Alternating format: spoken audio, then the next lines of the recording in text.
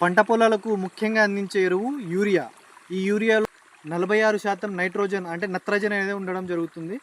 ఒకవేళ ఈ యూరియాని తగిన మోతాదులో కాకుండా అధిక మొత్తంలో ఈ యూరియాని పంటలకు అందించడం వల్ల కొన్ని నష్టాలు అనేవి ఉంటాయన్నమాట. అవేంటో ఈ వీడియోలో తెలుసుకుందాం.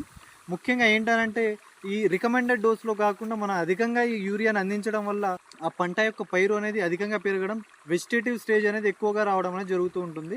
దానివల్ల కొన్నిసార్లు మనకి ఈ పంట యొక్క కాలం అనేది కూడా పెరగడం అనేది జరుగుతూ ఉంటుంది. అంటే ఒకవేళ మీరు 120 డేస్ క్రాప్ వేయడం వల్ల దాని యొక్క వెజిటేటివ్ స్టేజ్ ఎక్కువ కావడం వల్ల 150 డేస్ క్రాప్గా కూడా మారచ్చు.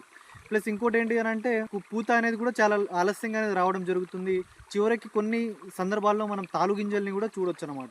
ఈ యూరియా అనేది ఈ తెల్లని గుళికల రూపంలో ఉండడం వల్ల ఇది ముఖ్యంగా గాలిలో మరియు నీటిలో అనేది త్వరగా కలిసిపోయే గుణం అనేది ఉండడం వల్ల ఇది కొంత మా పర్యావరణాన్ని కూడా హాని చేసే అవకాశం అనేది చాలా వరకు ఉంటుందన్నమాట.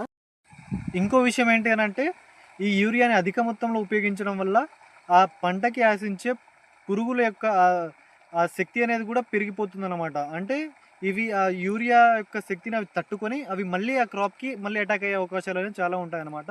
కాబట్టి ఈ పురుగుల ఉధృతిని కూడా మనం తగ్గించుకోవడానికి యూరియాని తగిన మొత్తంలోనే ఉపయోగించాలి.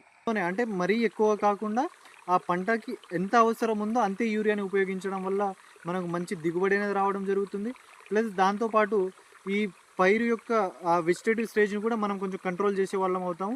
ప్లస్ దానివల్ల చివరికి మంచి క్వాలిటీ గ్రెయిన్స్ అనేది రావడం అనేది జరుగుతుంది.